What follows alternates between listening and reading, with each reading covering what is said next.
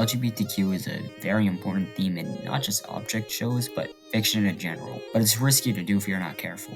So I want to make this video to explain how to properly put LGBTQ representation in your characters. I don't do tutorial videos often, so I'll be handling this in more of like a 3 tips sort of video, except the third one is optional, because it's definitely the most risky. With all that being said, here's how to handle LGBTQ characters in your object show.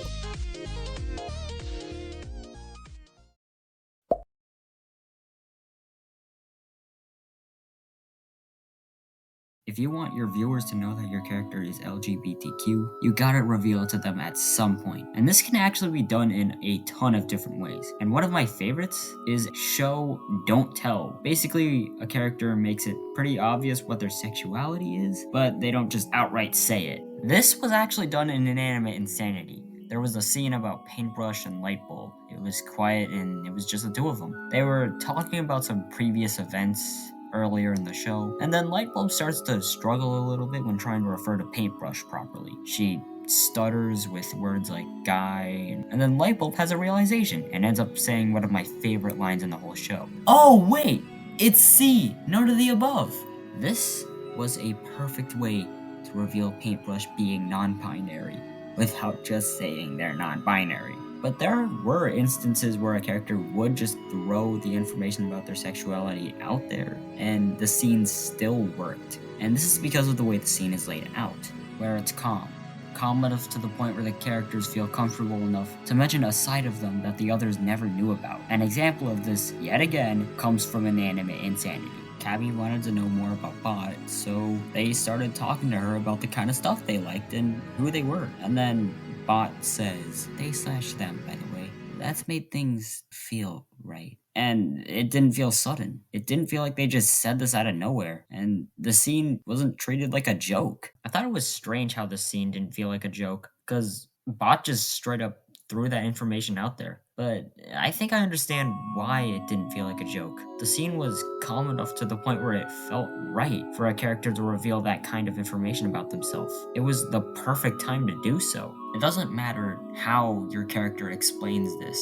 What matters is that you gotta make sure the moment feels right. Don't just make a character say, hey, I'm trans or something like that, unless you're making the scene as a joke. But if it's not a joke, then you gotta make the moment feel right. And usually it makes sense for this to be done in a calmer scenario where it's just the LGBTQ character and a close friend of theirs, just without the others. But it can be done in other ways too.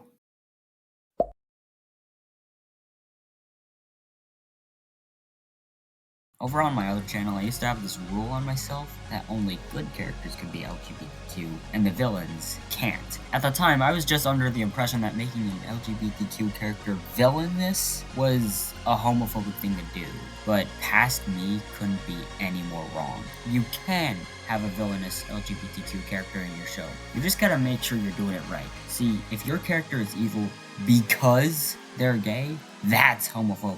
But if you have a villain character who just happens to be transgender, then that's not homophobic. That's a different thing. Or, if you actually do end up taking that second concept, you could make it so that this character hides this fact from the other villains because they're scared of being judged. This adds more personality to your character and makes them more interesting. Except for the fact that this is entirely optional because there's other ways to make your characters feel more alive. But I mentioned that because it leads perfectly into the third thing I'm going to talk about.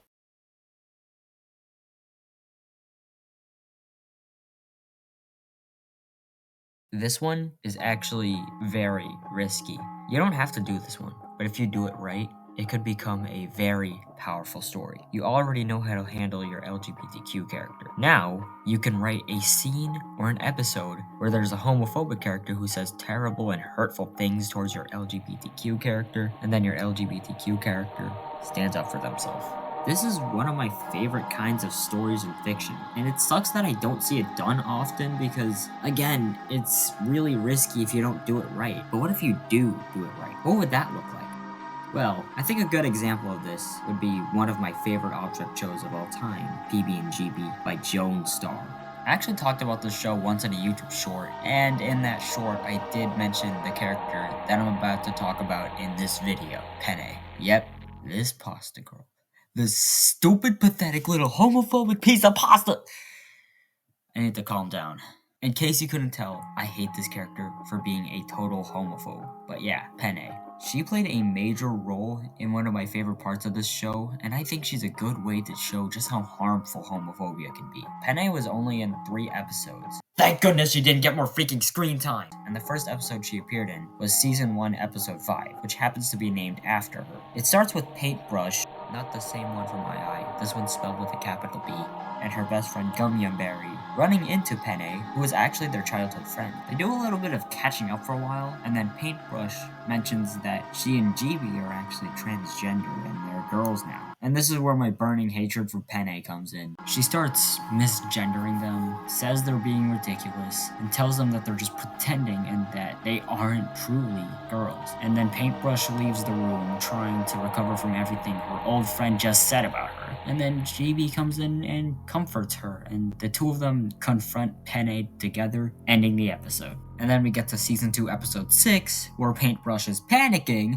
because of the fact that Penne texted her. But then the two of them actually try to talk things out. Penne still doesn't support PB and GB being trans, which makes PB reasonably upset. PB then goes on about how GB treated her like a real friend, unlike Penne, and then Penne reveals that part of her did see PB as a girl, and she kind of wanted to be with her. But then Penne calls those ideas ridiculous and stupid again. Ah, come on, I thought she was good now! And then PB stands up for herself and tells Penne that if she really was her friend, she would accept her being trans. And then Paintbrush says, and I quote, "I don't ever want to see you again, Penne." Yeah! In all seriousness though, this is a perfect way to handle a homophobic character by showing just how much pain someone can go through from being treated like that, by painting the homophobe as a villain, and showing people that homophobia is bad. This is a harsh and risky topic to have in your show, but my gosh, can it be super powerful when it's handled correctly. Well, now that that's finally over with, I hope this video helped a lot of you who wanted to have some LGBTQ representation in your object show. I made this because LGBTQ representation is a very important thing in fiction in general, and yet every time I see an object show tutorial video, none of them talk about handling a transgender or pansexual character. If any of you have any extra tips, feel free to mention them in the comments, or you can talk about your favorite LGBTQ object show character. That's always an option. But yeah, that's all I wanted to say. I'll see you all in the next one. Bye!